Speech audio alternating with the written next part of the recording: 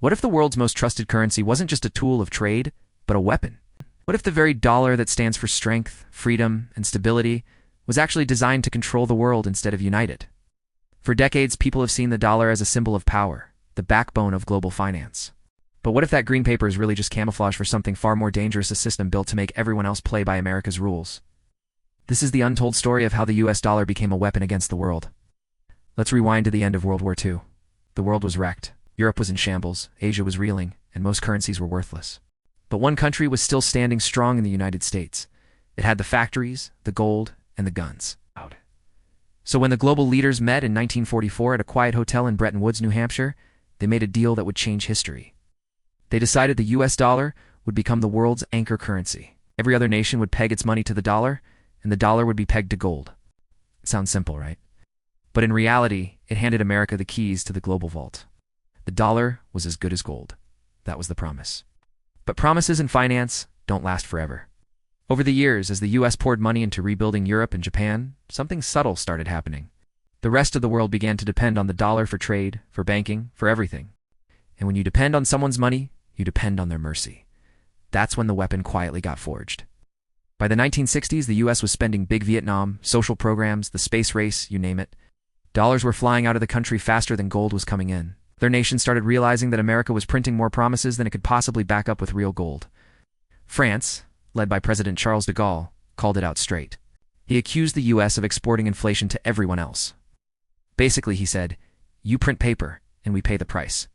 France even sent a warship to New York to pick up its gold.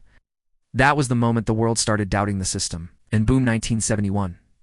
Richard Nixon goes on TV and drops a bombshell. He announces that the dollar will no longer be tied to gold. Overnight, money stopped being backed by anything real. The dollar wasn't as good as gold anymore. It was just as good as America's word. But here's the twist. Instead of losing power, the US gained even more, because now it could print money at will, while the rest of the world had no choice but to keep using it. That's when the dollar officially turned from currency to weapon. In the decades after Nixon's move, the US struck a genius deal with Saudi Arabia. Oil, the lifeblood of the global economy, would only be sold in dollars. Every country needed oil, so every country needed dollars. That system became known as the petrodollar. It locked the world into a cycle where, to survive, you had to use American money. If you wanted to buy oil, build infrastructure, or pay debt, you had to play by the dollar's rules. And here's where it gets darker. Once the world depended on the dollar, America realized it didn't just have financial influence, it had control. Want to pressure another country? Don't send troops, just cut off their access to dollars. Freeze their accounts. Hit them with sanctions. Suddenly their economy collapses without a single shot fired. That's real power, quiet, invisible, and devastating. Over time, the dollar became the ultimate geopolitical weapon. Nations like Iran, Cuba, Venezuela, and Russia have all felt its sting.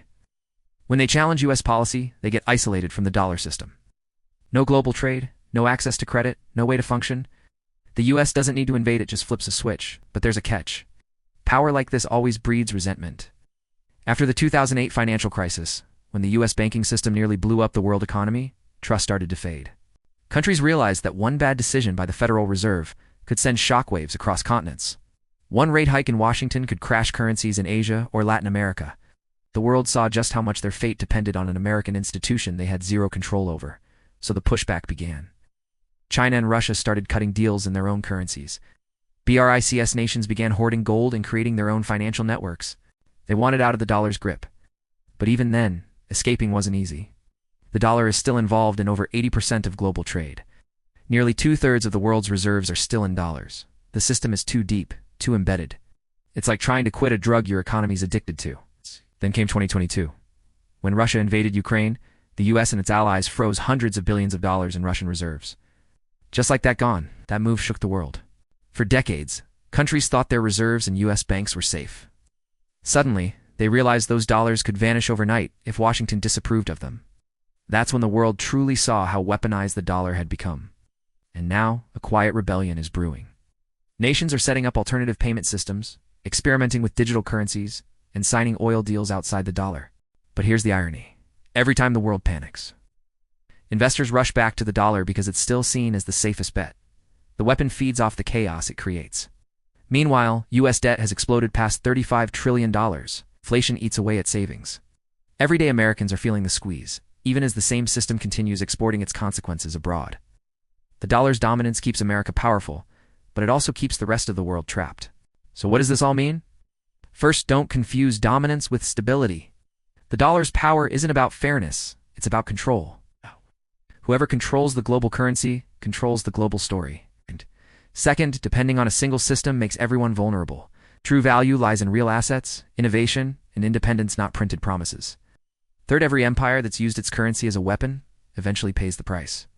The only question is when. The warning signs are everywhere. The dollar gave America unmatched influence, but at a massive cost. Trust. And trust, once broken, never comes back the same. The next global shift won't happen overnight, but it's coming. Whether it's a new digital standard, a multipolar currency system, or something entirely different, the era of absolute dollar dominance is already cracking. The real question isn't how long the dollar will last, it's what comes next when it finally breaks. If this opened your eyes to how money really shapes power, hit that like button, subscribe, and turn on notifications. Because this is just the beginning. The next chapter of this financial war might not just change economies, it could redefine what money even means.